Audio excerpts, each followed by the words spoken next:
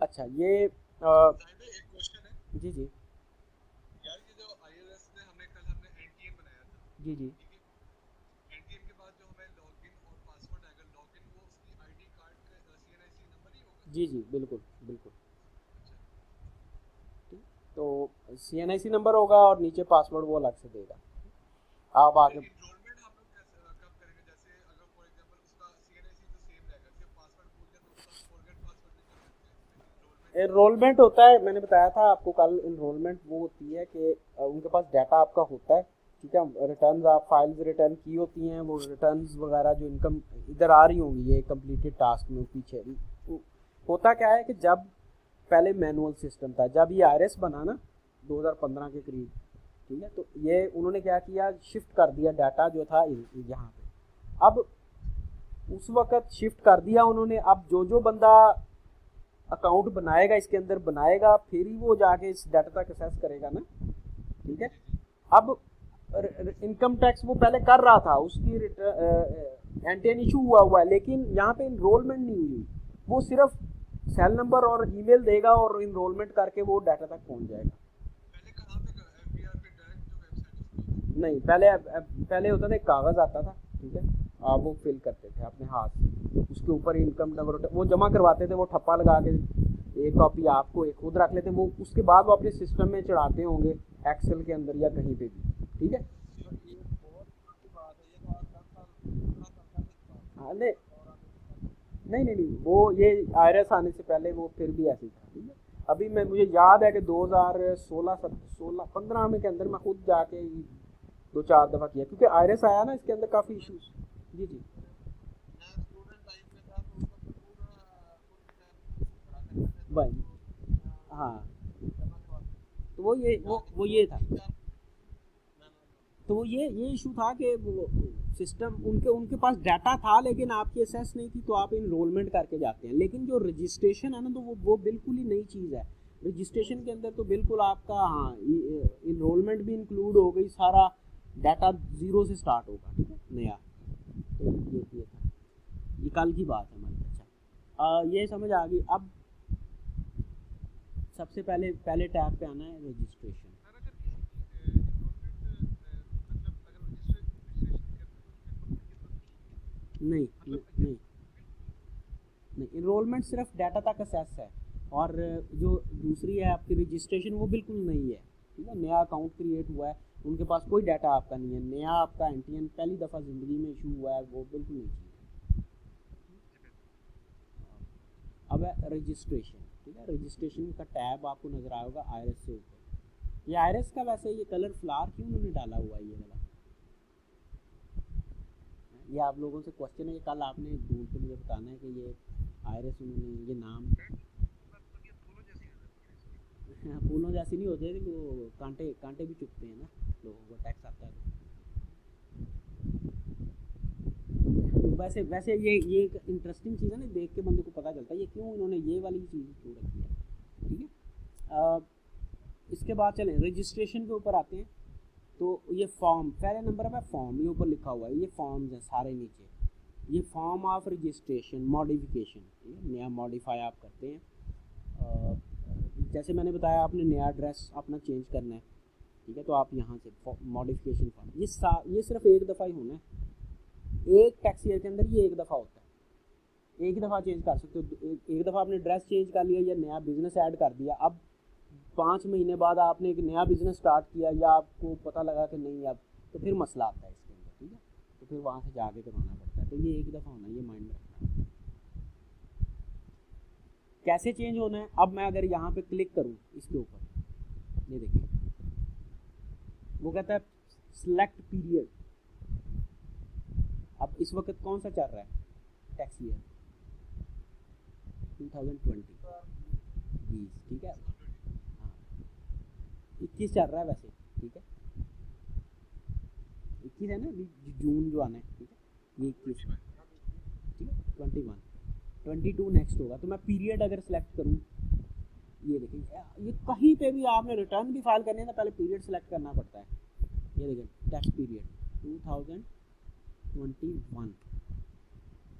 मैं ये सर्च करूँगा, ये देखो, या आप एंटर मार दें, ये सर्च करें। तो ये नीचे आ गया। ये उसने ऑटोमेटिकली 1 जुलाई 2020 से लेके ये 21 तक मैंने इसको सिलेक्ट कर लिया। तला ये आपको लग रहा है ना ये वो है SAP इसका मुझे सैप की तरह लग रहा है। ठीक है, सैप है हमारा ये उसी की चीज़ है, मैंने कल बताया था आपको। ठीक है, अच्छा ये देखें, ये उस बंदे का ये नादरा से ले आया ऑटोमेटिकली, वो पर्सनल, ठीक है, ये पर्सनल इंफॉर्मेशन है उसकी, नादरा से आई हुई है ये सारी, सिवाय ये ईमेल और सेल नंबर। ये आगे उसकी प्रॉपर्टीज़ कौन सी हैं, ये देखो उसने 2 ऐड की हुई थी, इसीलिए उसकी वो वहाँ पे शो हो रही थी। अगर मैं यहाँ पे एक नई ऐड कर दूंगा ना, यहाँ पे ये देखिए ये ऊपर ऐड है, इधर मैं नई अगर ऐड कर देता हूँ, वो पूछेगा कि क्या करना है, ये बाद में देखेंगे कैसे ऐड करना है, कल का हमारा ये होगा। तो ऐड हम यहाँ से करेंगे तो उसकी वो जो हमने स्टार्ट पे प्रोफाइल देखी थी ना, उसके अंदर ये ऐड हो जानी है जाके, ये डिलीट नहीं हो सकती, ये माइंड में रखना है, यहाँ से डिलीट कुछ नहीं होना, एक दफ़ा जो ऐड होगा डिलीट नहीं होना।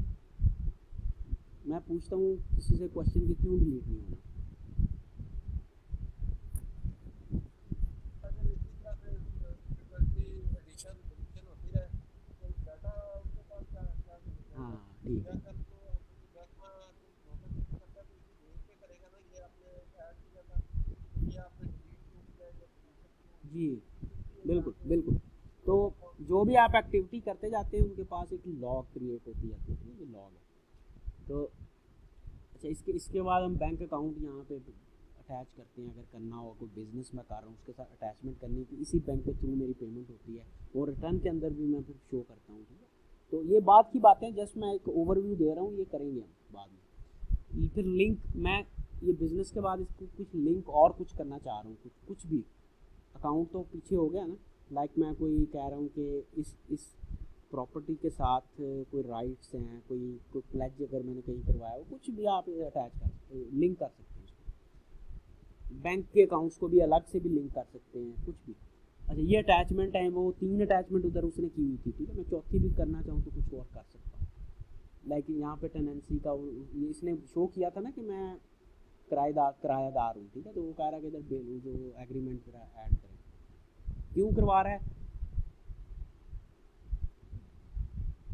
क्यों करवा रहा है, ये इसलिए करवा रहा है कि ये देखेगा फिर किराया कितना चार्ज, इसने कितना अपने एक्सपेंस के अंदर डाला है। जो है ना वो जी मीट और मतलब सामने आनी चाहिए, हाँ, इनकम किराया कितना कितना बचत। और दूसरे नंबर पे ये तो चलो वो देखेगा ही देखेगा, सबसे इम्पोर्टेंट है कि ये देखेगा कि अच्छा किरायानामा ये है, तो वो जो किराएदार, वो जो ऑनर है, वो भी अपनी रिटर्न फाइल कर रहा है कि नहीं कर रहा, और उसने कितना शो किया हुआ है, क्योंकि उसकी इनकम है, उसको टैक्स लगना है इसके वजह से। तो यहाँ से सबसे एक बड़ा इंपॉर्टेंट पॉइंट निकला कि जब भी आपने किसी बंदे की रिटर्न फाइल करनी है ना, तो जब वो कहेगा ना मेरी इतनी प्रॉपर्टीज़ हैं, मैंने घर रेंट पे दिया हुआ है, तो उससे पूछ लेना है कि यार वो अगर वो मैं पूछूंगा इससे कितना किराया देते हो, वो कहता है मैं 15,000, तो मैं उससे पूछूंगा यार आपने ऑनर से पूछ लेना वो कितना दे रहा है, ताकि दोनों का मैच रहे आपस में। इस बात की समझ आई, ये सबसे पहला पॉइंट आपने रिटर्न के हवाले से सीख लिया कि जब भी आपने रेंट की बात करनी है, दोनों का सेम सेम होना चाहिए। और हाँ, अगर मैंने अपना घर रेंट पे किसी को दिया हुआ है, ठीक है, तो मैं अगर तो मैं रेंट अपना 2 लाख से, मेरा एनुअली 2 लाख से ज़्यादा हो ना रेंट, तो फिर टैक्स पड़ जाता है, टैक्स पड़ना स्टार्ट हो जाता है 5%।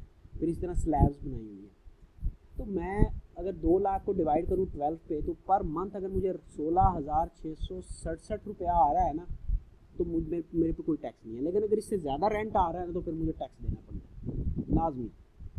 अब लोगों के तो 3-3 घर किराए पे चढ़े होते हैं, तो वो फिर जब मैं रिटर्न बनाता हूँ तो मैं उससे पूछ लेता हूँ यार मैंने कम शो करना है 2 लाख से आपका फोन। अगर वो कह रहा है ना कि अगर हाँ मैं एक बंदे से उन्होंने 20,000 पे चढ़ाया हुआ, मैं फिर उससे पूछता हूँ, मैं कहता हूँ उस किराएदार से पूछो कहीं वो अपनी शो तो नहीं कर रहा, अगर उसने उधर जाके 20 शो किया तो मैंने भी इधर 20 हमें करना पड़ेगा। समझ आ रही मेरी बात की?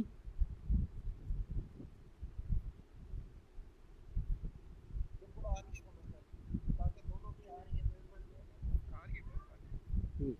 तो दोनों की मैच हो, ठीक है, ये बहुत बड़ा इंपॉर्टेंट पॉइंट है। और ये प्रॉपर्टी इनकम है, ठीक है, मैं बताता हूँ अभी टैक्स इसके आपके जो हेड्स होते हैं ये माइंड में रख लेंगे। यहाँ पे 5 हेड्स हैं हमारे पाकिस्तान के अंदर, इवन मैं यूके का भी करता हूँ टैक्सेशन, ठीक है, वहाँ का प्रॉपर मैं उसका भी एक्सपर्ट हूँ। तो काफ़ी दफ़ा इशू होता है कि मेरे ना रेट्स मैच हो जाते हैं, ठीक है, आपस में, तो उनके कुछ और हेड्स हैं यहाँ पे, लेकिन मैं कोशिश ये करता होता हूँ कि ये, क्योंकि आजकल पढ़ा भी रहा हूँ मैं 2-4 जगह पे भी जो टैक्सेशन के लिए ना, तो माइंड में है 5 हेड हैं पाकिस्तान के अंदर, ठीक है। पहला हेड है आपका सैलरी का। हमने 2-3 दिन हमने इसी के ऊपर आगे डिस्कशन करनी है। एक बंदा आता है, वो कहता है मैं सैलरी ले रहा हूँ, मेरी इनकम टैक्स रिटर्न बना दो, ठीक है, सैलरी। सेकंड हेड है आपका प्रॉपर्टी। अभी मैंने जो पॉइंट बताया आपको प्रॉपर्टी का बताया है, हो सकता है एक बंदा उसकी सैलरी भी आ रही है प्रॉपर्टी की, उसने घर भी रेंट पे दिए हुए हैं, उसकी 2 सोर्स ऑफ इनकम हो सकती है इस तरह, तो हम रिटर्न में 2 शो करेंगे। तीसरा हो सकता है बिजनेस। सैलरी का आप लोगों को पता है, ठीक है, सैलरी की लिमिट क्या है, किसी को याद है कि कितने पे टैक्स नहीं लगता? 50 से अबव मेरा 50 6 लाख पे नहीं लगना है एनुअल, मैं एनुअल की बात कर रहा हूँ, ठीक है, ये हाँ 50,000 पर मंथ। इससे ऊपर है ना तो वो टैक्स डिडक्ट होगा, ठीक है, चालान भी बनेंगे उसके, फिर सारा कुछ होगा। तो ये याद रखना है, किसी बंदे की अगर 50,000 से पर मंथ से ज़्यादा है तो फिर टैक्स लगेगा। मैंने अक्सर ऑर्गेनाइजेशन में देखा, उनको पता ही नहीं है ऑर्गेनाइजेशन को कि अच्छा कितने का, उनके आप जाकर CFO से पूछ लेना, उनको नहीं पता होता। मैं रियलिटी बता रहा हूँ, ठीक है, इस तरह की भी ऑर्गेनाइजेशन एग्जिस्ट कर रही है। हाँ, हमारे पास ज़्यादा नॉलेज है, लेकिन वो हमसे ज़्यादा अर्न कर रहे हैं जिनके पास नॉलेज ही नहीं है, उनको ये भी नहीं पता। अच्छा, एनी हाउ, सैलरी, प्रॉपर्टी की लिमिट है 2 लाख। ये चेंज होते रहते हैं, ये माइंड में रखना है। तो टैक्सेशन के साथ अगर लिंक रखना है तो आपको हमेशा अपडेट रहना पड़ना है हर साल। यही ब्यूटी है इसकी, कि जो बंदे जो बूढ़े होते हैं ना वो ऑटोमेटिकली निकल जाते हैं, क्योंकि कब तक तुम डाटा को रिटेन रखेंगे माइंड में। जो यंगस्टर्स हैं जो ये इसको याद रखते हैं, अब जब भी ये चेंज आएगा ना, मेरे माइंड में यार हज़ारों हैं और भी लिमिट्स, लेकिन क्योंकि मेरा डेली का फील्ड ही है, तो कहीं पे भी चेंज होता है ना वो ऑटोमेटिकली अपडेट हो जाता है माइंड में, ठीक है। या आमिर भाई आपको पता होगा, ये आपको अगर मैं पूछूँ ना स्टॉक मार्केट के इस शेयर का क्या रेट है, आप 1 मिनट में बता दोगे मुझे, है ना, ठीक है। तो मैं किसी और से पूछूंगा वो तो परेशान ही हो जाएगा, अच्छा रेट इसको डेली का याद है। और अगर मैं पूछूं आपसे कि महीना पहले क्या था, फिर भी आप बता सकते हो एस्टिमेटेड, ठीक है, ठीक। हाँ, तो इसी तरह ये टैक्सेशन है, ठीक है। तो रेट्स जो ही चेंज होता है ऑटोमेटिकली अपडेट। तो फिलहाल ये इसकी ब्यूटी ये है कि जो लोग तो इन टच रहेंगे वही पैसा कमाएंगे, ठीक है। अगर मैं 2 साल पुराना बंदा ले आऊँ जिसने 2 साल में नहीं देखा कि क्या हुआ है क्या नहीं हुआ टैक्सेशन के अंदर, या वो इंडस्ट्री से आउट हुआ है, थोड़ा सा बीमार हो गया, नहीं, तो उसको दोबारा से रीगेन करना पड़ेगा, देखना पड़ेगा, फिर माइंड में बिठाने पड़ेंगे। और वो बंदा जो, हाँ, वो निकल जाएगा, या वो इंडस्ट्री से निकल जाएगा, पैसा नहीं अर्न कर सकता। तो हाँ, जिसको याद है, जिसको पता है, वो पैसा अर्न कर सकता है। तो ये 2 लाख है, माइंड में रखना है। इसका मतलब क्या हुआ, 16,667 इस रुपये, इससे ज़्यादा पे टैक्स लगना है पर मंथ। अगर कोई बंदा इतना कमा रहा है उस एक प्लॉट से, 2 से 3 घरों से, ठीक है, इतना तो फिर नहीं है। लेकिन लोग ज़्यादा कमा रहे होते हैं और मैं हैरान हूँ, अगर मुझे एक दिन के लिए बना दें, ठीक है, वो कहते नहीं एक मूवी थी, तो मैं क्या करूँगा, मैं सबसे पहले ना नोटिस भेज दूँगा जितने भी ये हैं आपके रेजिडेंशियल एरियाज़ हैं, लाइक DHA, ठीक है, मॉडल टाउन, क्योंकि वो लोग या उसके ऑनर जो भी हैं वो तो इतना रेंट ले रहे हैं, ठीक है, कोई उसको शो नहीं करता। इवन मेरे कुछ रिलेटिव हैं इतना घरों में वो 3-3 4-4 मकान चढ़ाए हुए हैं किराए पे, ठीक है, उनको कोई पूछता ही नहीं। तो गवर्नमेंट को इधर स्टेप लेना चाहिए, पटवारियों के साथ मिलें, देखें किस बंदे के नाम कितने प्लॉट्स हैं, वो 1 मिनट में सबको नोटिस आए। लेकिन क्यों नहीं होता, क्योंकि बड़े बड़े लैंड लॉर्ड्स हैं, ठीक है, बड़े बड़े डेवलपर्स बैठे हैं, तो वो ये काम होने देंगे, वो आपकी हुकूमत गिरा दें। शब्बर जैदी अभी इन्होंने चेंज किया था FBR का चेयरमैन, ठीक है, वो उसने काफ़ी कोशिश की, चार्टर्ड अकाउंटेंट था, ठीक है, फर्गूसन का, वो नहीं टिक सका, उन्होंने निकलवा दिया उसको। तो एनी हाउ, बिजनेस इनकम एक है, फिर आपके पास कैपिटल गेन, और एक है अदर इनकम। कोई बाहर से पैसा आ गया, कुछ हो गया, लॉटरी निकल गई, प्राइस बॉन्ड निकल गया आपका, ठीक है, कुछ और जो चीज़ें। कैपिटल गेन होता है आपका प्रॉपर्टी के ऊपर और गोल्ड के ऊपर, या आपके पास कुछ एंटीक्स हो, कोई सोना वगैरह पड़ा है वो बेचा आपने, तो उसके ऊपर आप, इसकी लिमिट्स होती हैं, ठीक है। हर एक को हम अलग अलग देखेंगे। तो कल का जो हमारा लेक्चर होगा ना वो होगा सैलरी के ऊपर टोटल। कल मैंने गेन एलिमेंट आपने एक्सक्लूड कर दिया, स्टॉक में जो कैपिटल गेन होता है वो हाँ वो मैंने जानबूझ के किया, क्योंकि एक के ऊपर सेक्शन 37 लगता है और एक पे 37A लगता है, ठीक है। वो भी शेयर्स वगैरह भी इसी के अंदर ही आते हैं। तो ये दो चीज़ें, क्योंकि मैं उसके ऊपर अभी आना नहीं चाह रहा था, ठीक है। तो हमारा जो कल का है ना वो और भी काफ़ी चीज़ें, हज़ारों चीज़ें हम पढ़ेंगे, वो कहाँ पे आ रही है। तो कल हमने वो पढ़ना है जो कि एक बंदा सैलरीड है, आपके पास आता है, कहता है मेरे ये सैलरी। अब इसमें डॉक्टर्स, इंजीनियर्स, ये टीचर्स, देखिए पीछे अभी टीचर्स को बनानी पड़ी है काफ़ी रिटर्न, गवर्नमेंट ने उनको कहा है, उनके जो एजुकेशन डिपार्टमेंट। तो मेरे पास बहुत ज़्यादा टीचर्स आए हैं, ठीक है। रोते आते थे, पैसे नहीं देते थे, टीचर पैसे नहीं देते थे, ठीक है। लेकिन उनकी भी बनानी पड़ी है, ठीक है, रिटर्न वगैरह। तो अच्छा बदल जी आपको बात बताऊँ तो जी जो ये हमारे कंसल्टेंट जो आए थे या प्रोफेशनल नहीं थे, उन्होंने सिर्फ उनके एनटीएन जनरेट करके दिए हैं, हज़ार रुपये, 15-15 रुपये, अब उनकी रिटर्न नहीं पाई। अब उनको नोटिस आएंगे ना, लाके पता जाएगा, या वो नहीं भी आता, ज़िंदगी में कभी उन्हें बनाना पड़ गया ना तो मसला पड़ जाएगा। उन्होंने कहा ना भाई पिछली सारी रिटर्न फाइल करो, ठीक है।